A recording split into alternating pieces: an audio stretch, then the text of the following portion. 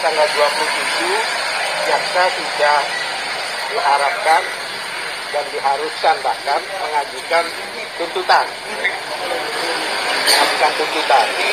Ya kan?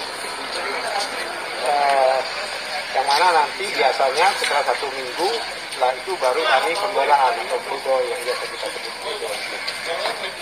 Ya, jadi sidang ini sudah selesai, tinggal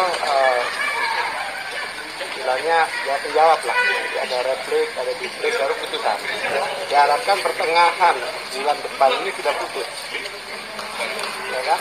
Tadi memang banyak hal yang kita tanyakan yang bersangkutan dan Ani membuktikan dia mempunyai bukti bahwa selama 3 bulan itu Mulyana membeli koin, menjual koin ke Ani itu ternyata dalam 3 bulan itu Agustus sampai November hanya 6 miliar. Jadi kerugian 27 miliar itu perlu dipertanyakan. 6 miliar, bahkan dia ada bukti, ada hitung-hitungannya bahwa hanya 6 miliar. Yang mana 27 miliar itu pun kemarin juga diklaim, yaitu uang Mulyana sendiri 15 miliar, ditambah uangnya Haji Nana 13 miliar. Buya Nana. Iya, Buya Nana, ya Haji Nana 13 miliar. Tapi Haji Nana bilang, saya tidak pernah meminta Mulyana melaporkan siapapun juga, baik Aye maupun Ani. Bahkan saya tidak pernah memberi kuasa. Saya selama ini, saya top up artinya ke Mulyana. Dan saya tidak pernah selama ini menjual ya, dia selalu membeli. Nah, itu pun sudah merupakan kebohongan dari Mulyana kan. Kebohongan. Dia bilang 27 miliar, ya kan, ternyata itu 13 miliar uangnya Haji Nana. Tadi ini terbukti bahwa Ani punya hitung-hitungan sendiri sejak Agustus sampai November cuma 6 miliar. Dan juga pelapornya itu hanya Mulyana. Jadi tidak ada 3 orang, 2 orang yang melaporkan Aye itu pun tidak. Satu tidak hadir, yang namanya Munif. Kemudian kemarin yang namanya Roswati itu sudah hadir tapi tidak sebagai pelapor, tapi sebagai saksi. Jadi pelapornya hanya satu, hanya Mulyana. Itu semua perkara. Ya kan? Nah, tadi kami sempat tanya ke JPU, 2 alat bukti apa yang dipunyai oleh JPU? JPU tidak menjawab, ya kan? Karena syarat untuk mentersangkakan orang, apalagi sampai terdakwa, sampai sidang, itu harus minimal 2 alat bukti. Itu diatur di KUHP, ya kan? Kitab Undang-Undang Hukum Acara Pidana, kemudian di Perkap sendiri, tersangka, orang dikatakan tersangka jika sudah memenuhi 2 alat bukti. Bahkan di putusan MK, kalau nggak salah putusan MK nomor berapa itu ya, 21 tahun 2014 yang mengatakan bahwa mentersangkakan seseorang minimal 2 alat bukti, ya kan? Kalau JPU mengatakan alat bukti itu kan satu, ada saksi, ada ahli, ada surat, ada petunjuk dan sebagainya, ya kan? Kalau seandainya JPU mengatakan ahli kemarin yang dihadirkan itu salah satu alat bukti, itu kami tolak. Kenapa? Karena mereka semua itu diperiksa setelah status tersangka. Jadi nggak bisa dibagi salah satu alat bukti. Salah satu status tersangka, ya kan? Kemudian yang kedua lagi, alat bukti ini ditujukan ke siapa? namanya begitu, untuk mentersangkakan orang itu menurut 184 ayat 1 KUHP, ya kan, aturan itu harus ada 2 alat bukti. Kalau hanya saksi, termasuk pelapor itu saksi, ya kan, itu mau 1 saksi sampai 1000 saksi pun dihadirkan, itu baru 1 alat bukti. Dia harus menemukan 1 lagi. Kalau itu surat pun katanya tidak, menurut ahli pidana kemarin tidak mempunyai kekuatan pembuktian. Karena apa? Karena fotokopi harus asli, ya kan? Mau apa lagi buktinya? Kalau masalah kemarin prestis apa nggak bisa, karena menurut pasal 6 Undang-Undang ITE, Undang-Undang nomor 11 2008 harus bisa diakses. Akses itu melalui internet. Prestis kan nggak bisa. Makanya tidak bisa dibuat alat bukti sebagai barang bukti. Apalagi dari ahli forensik kemarin itu memeriksanya itu setelah berapa bulan setelah tersangka membuktikan. Jadi biasanya barang bukti itu diuji melalui laboratorium forensik agar bisa digunakan sebagai alat bukti. Nah, berarti kesimpulannya apa? Diujinya setelah tersangka gitu. Jadi sebenarnya tersangka itu hanya satu aja, ada saksi saja. Saksi doang. Berarti nggak kuat dong, kan minimal dua. Bukan nggak kuat, makanya itu kami tadi tekankan pada hakim ya bahwa persidangan ini terlalu capek, yang mana hanya menggunakan satu alat bukti. Saya bilang gitu tadi kan. Ya kan, dan kita agak sedikit emosional karena ya melihat banyak orang-orang yang sebenarnya dirugikan dengan adanya persidangan ini. Ya kan, baik mitra maupun keluarga-keluarga sendiri dari tersangka kan. Bagaimana coba selama ini berbulan-bulan jauh dari keluarganya, malam sampai malam sidang, ya kan, yang mana belum tentu mereka ini bersalah. Dan mudah-mudahan hakim akan adil, tegas, apa adanya, sehingga bisa memutuskan dengan bijaksana. Yang jelas kami butuhkan dukungan dan doa dari teman-teman. Tadi kan Pak Munib sama Roswati sudah mundur. Bukan mundur ya, tapi tidak sebagai pelapor. Iya, Munib tidak datang. Munib tidak datang. Roswati bukan pelapor, jadi iya, karena ditanya, karena dia tidak ada pernyataan kerugian dia di dalam dakwaan. Jadi yang ditulis di dakwaan JPU itu hanya kerugian Mulyana. Berarti dia tidak termasuk orang yang dirugikan dalam hal ini. Dua pelapor ini kan menuntut Pak Aye. Ya. Dengan tidak adanya Munib dan tidak mundurnya Roswati sebagai saksi, ya. Bagaimana status Nah Pak itu Aye? nanti kita buat untuk pertimbangan kita, sehingga ya kalau tidak ada pelapornya berarti tidak ada korban. Ya kan? Memang kalau untuk penipuan itu korban harus ada, kecuali pembunuhan, karena korbannya udah mati. Ya kan?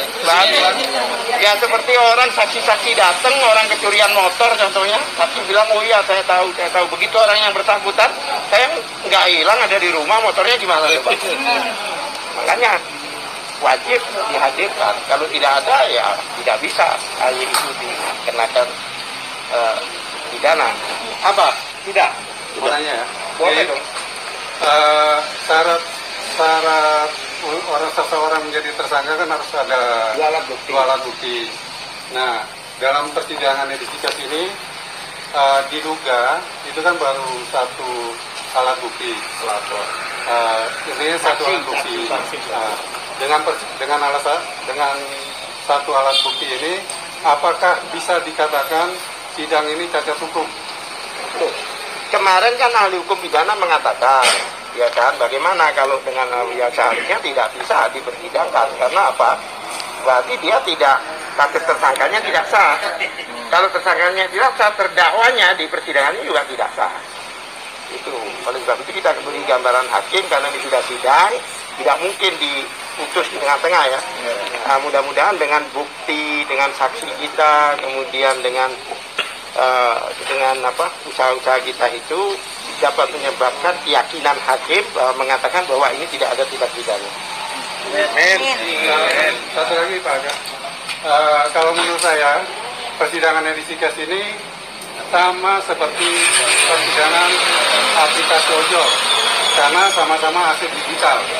Nah, pada saat berdirinya aplikasi edisi ojol itu belum ada peraturan. Nah, sama seperti edisi cash Jadi ada.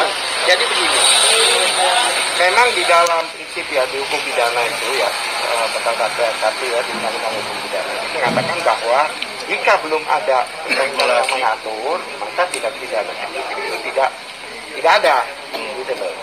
Oleh sebab itu memang dari faktanya mulai 2018 itu kan tidak ada aturan. Begitu ada aturan kan diikuti.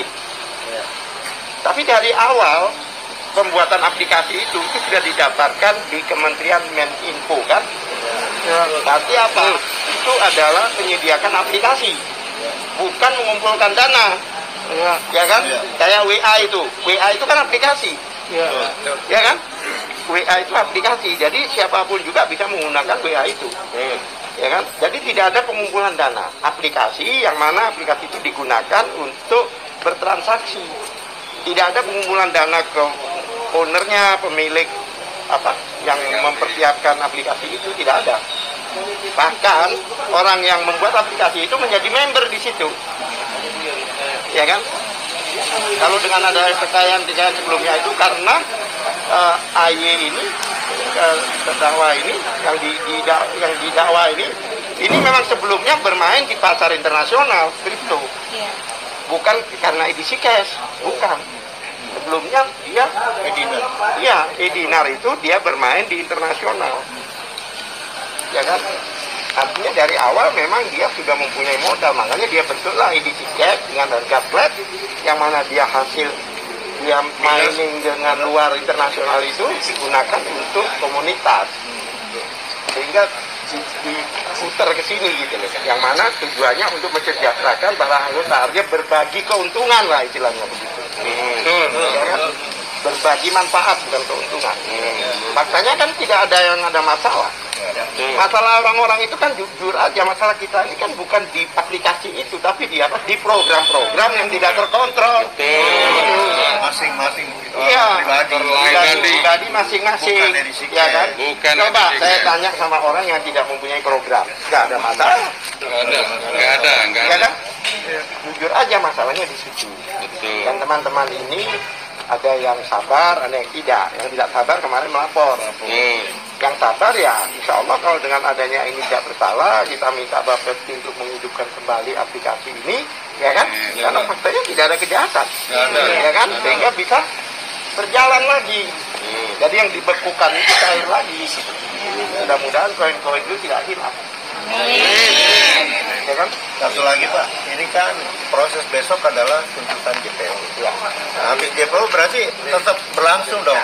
Pledoi, habis itu Oh iya, rubrik, seminggu biasanya, rubrik. seminggu. Oh, seminggu. Replik duplik nanti kita kesepakatan. Kalau bisa lisan ya hari ini tidak selesai. Tapi kalau menunggu ya kira-kira pokoknya pertengahan atau akhir bulan ini ya sudah bisa tidak bisa direalisasikan lah. Ya saya yakin dengan doa banyak ini orang ya insya Allah ada yang terjabah kan. Ya, apalagi dari jauh dan sebagainya ya kan karena ini bukannya sesuatu yang menurut saya loh ya, sesuatu yang dilarang oleh agama. Karena ini bertransaksi dan tidak ada yang dirugikan dan sudah tahu gamenya seperti apa kan. Ya, sudah ada regulasinya, ya. Bapepti dan dimanapun sudah ada. Ada, kalau izinnya lengkap, nggak usah khawatir. Kalau dibilang tanpa izin, ya keliru. Satu, seandainya dikenakan pasal tanpa izin yang Undang-Undang Nomor 7 tahun 2014 nggak bisa karena sudah diganti Undang-Undang Omnibus Law, Undang-Undang Nomor 11 tahun 2020.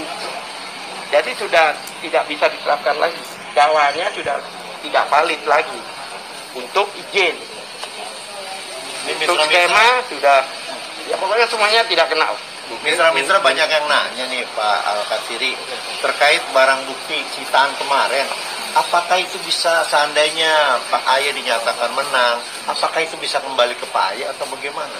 Ya kalau memang di dalam hukum kalau bersalah ya harus kembali. Tidak bersalah. Sorry, kalau tidak bersalah ya harus dikembalikan. Harus ya? Ya harus. Itu kan namanya disita, bukan diambil. Disita sementara ya kan. Jadi Anda nggak punya STNK, Anda jalan nggak punya SIM, disita motornya. Tapi begitu Anda tunjukkan ada SIM, ada STNK, dikembalikan. Kalau dikembalikan berapa persen, Pak? Ya keseluruhan. 100%. Kalau ada kekurangan ya kita masalahkan. Biaya persidangan